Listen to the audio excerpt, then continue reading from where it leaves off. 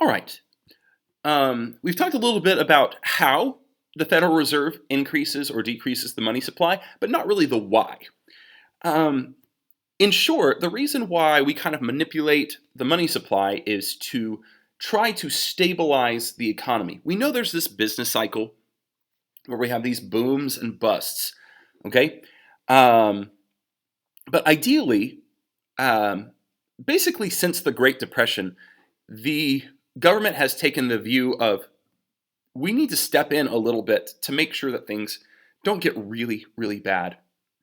So there's two ways that they can do this. The first is with what's called fiscal policy. We're not going to talk a ton about fiscal policy, but basically the idea is either we change taxes or we change spending.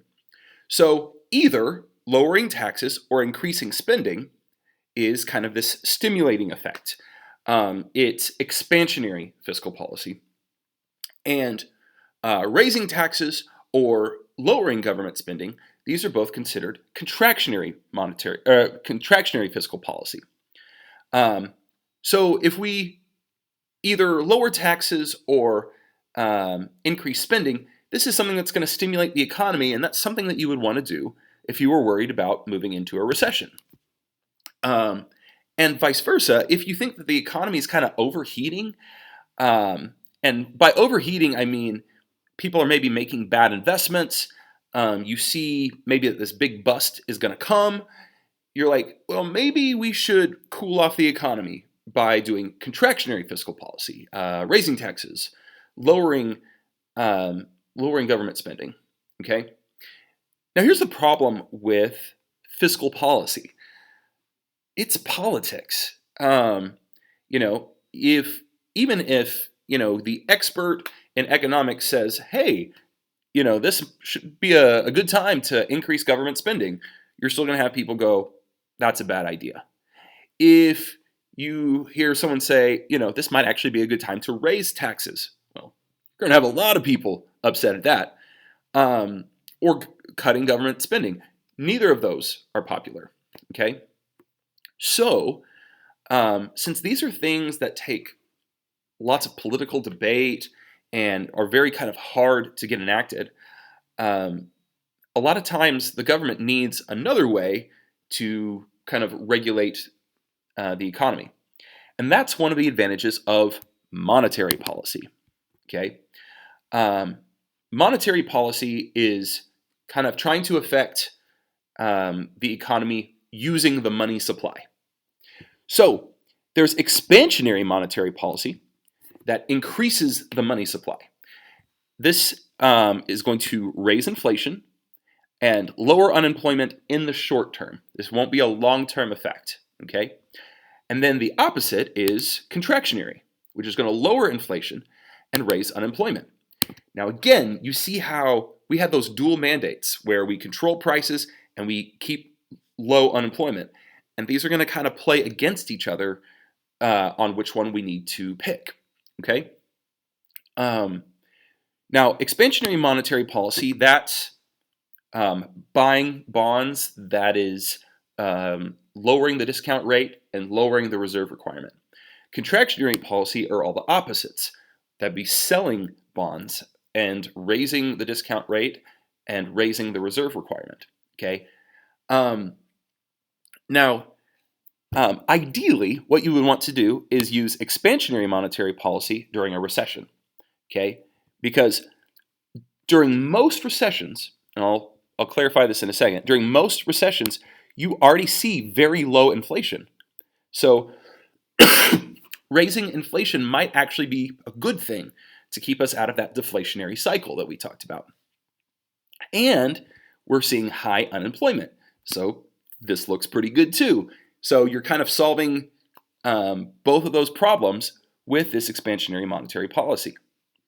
And during an expansion, you might see some inflation happening and very low unemployment. So you might be able to mitigate both of those a little bit.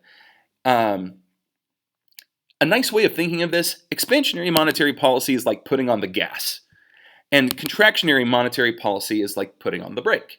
If you're going too slow, you apply the gas. If you're going too fast, you apply the brake. This is oversimplified, okay? But that's the basic idea. Now, here's the problem with that. One of the problems with this is no one likes contractionary monetary policy. Nobody. If I'm a politician and I promise that I'm going to enact this policy that raises unemployment in the short term, you're probably not going to vote for me. Down here, I've got a bunch of the Federal Reserve chiefs, and one of them is Paul Volcker. And if you look historically at presidents, one of the least popular presidents was Jimmy Carter. And there's a few reasons for that, but one of those is that under Paul Volcker, we did this contractionary monetary policy, and it worked. It brought inflation down from double digits into single digits, where it's pretty much stayed ever since. But there was a cost. There was this short-term unemployment, which made Carter and Volcker both very unpopular. But it saved us a lot of pain in terms of inflation. Everyone wants to do expansionary monetary policy. And there's a big temptation by the Fed to continue this expansionary monetary policy even when you're in an expansion, because it just kind of adds more fuel to the fire. It gets the economy revving even more. But if you start having inflation, or when money's too cheap and people start putting out bad investments, this can actually come back to hurt us. Okay, so that's the big idea. We've got expansionary monetary policy. That's our gas pedal. That's increasing the money supply, lowering unemployment, but the cost is higher inflation. Then we have contractionary monetary policy, which is our brake pedal. It lowers employment, or it raises unemployment, but lowers inflation. Now, something that's important to talk about is, I've mentioned that in most recessions, you're going to see deflation, okay, or at least very low inflation. Now, that is with a demand-based recession, which is most of the recessions that we see. However, occasionally we have a supply-based recession. We saw one of these in the 70s. And in the 70s, we saw high inflation and high unemployment at the same time. This is called stagflation. Now, because we saw these at the same time, the Federal Reserve was in a pretty nasty spot, because either it had to make unemployment even worse to bring down the inflation, or it had to make the inflation even worse to bring down unemployment.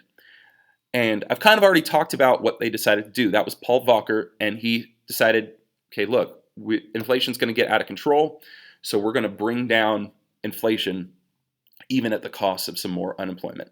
So in that situation, monetary policy is not a great tool to kind of handle this crisis. So that's it, y'all, for the whole year. I hope you learned a lot, and I hope you'll keep all these things in mind, both for your daily life and when you go to the voting booth. So